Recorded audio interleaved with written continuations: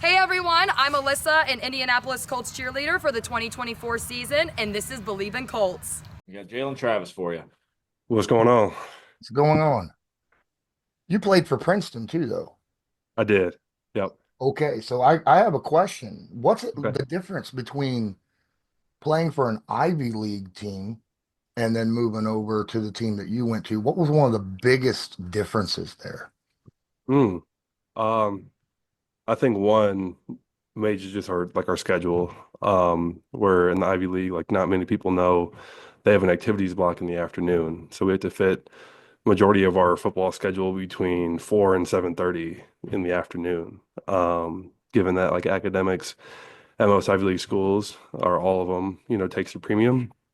And like granted, like at Ivy League schools, in order to succeed on the field, like you have to do a lot of stuff on your own, especially for someone like myself who had, NFL aspirations. And going to Iowa State, it was a lot different where like football was was more so the main thing in terms of we were building your schedule around, some of your football obligations. And I think immediately like that's one of the biggest things I noticed. But like I've obviously like level of competition and play also picked up.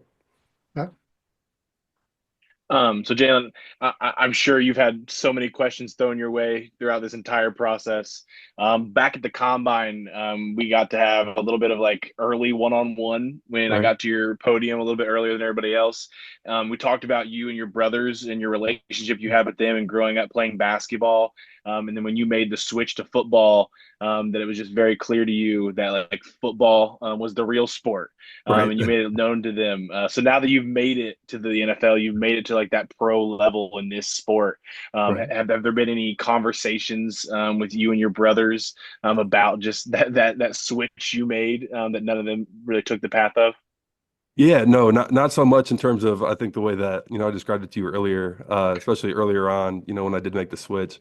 But I think like now like the conversation between my family and I has been, all about support and then making sure that, I have everything I need in terms of their support and resources heading into this, obviously, largely unknown chapter of my next step. So but the competitive edge is still there, don't get it wrong, between us for sure. So it's well documented that a lot of offensive linemen and the quarterbacks that they protect have kind of a really close relationship and they do stuff, off the field together and things of that nature. I don't know if that's the same in college, because I didn't play offensive line.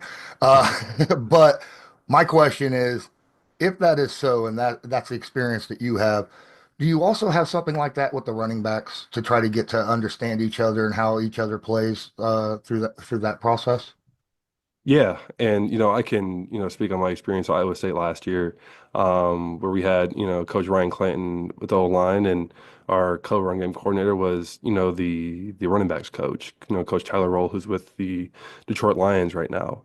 Mhm. And we were very transparent. They were very transparent with us that we need to communicate just as much with the running backs as they do with us. And obviously the quarterback relationship I think is kind of implied, but I think that was a huge focus for ours, especially last year that we had three different backs in the backfield on, any given game.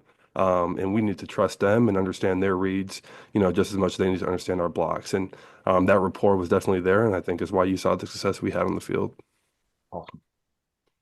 So going through your college career, you play at left tackle for the most part over the last 2 years. You play right tackle as well throughout your career.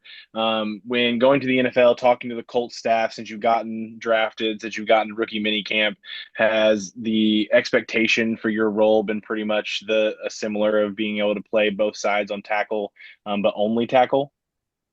Yeah, yeah. No, it's been only tackle as of now. But obviously both sides and understanding the needs of this team and I think the ability to be able obviously to play both sides is something that they communicated to me. It will only help my value and help me get on the field sooner.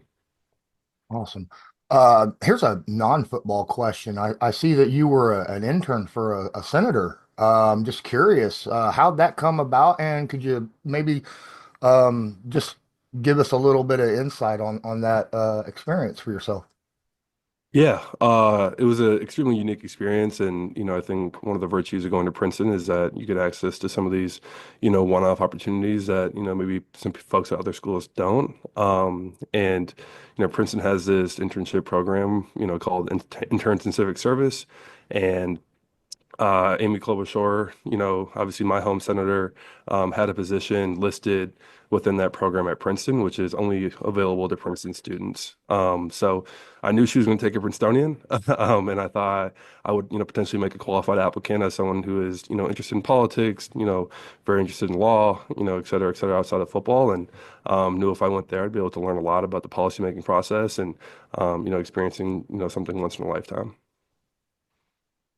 Do less Um, learning. so so I understand when you play offensive line, it may not be the most important part of your draft process for in terms of for the combine and the athleticism portion of it, but you're vertical at your size, insane. One of the best verticals that has ever been recorded by an offensive lineman at the combine. For you, was that an element that you really wanted to show off at the combine? That's something you can do that not many, not alone offensive linemen, humans can do.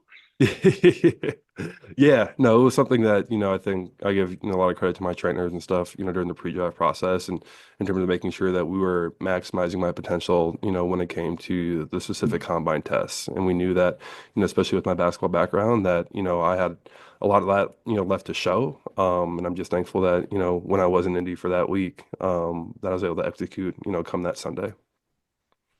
All right. Thanks, Jalen. Appreciate it. Thank you. Thank you.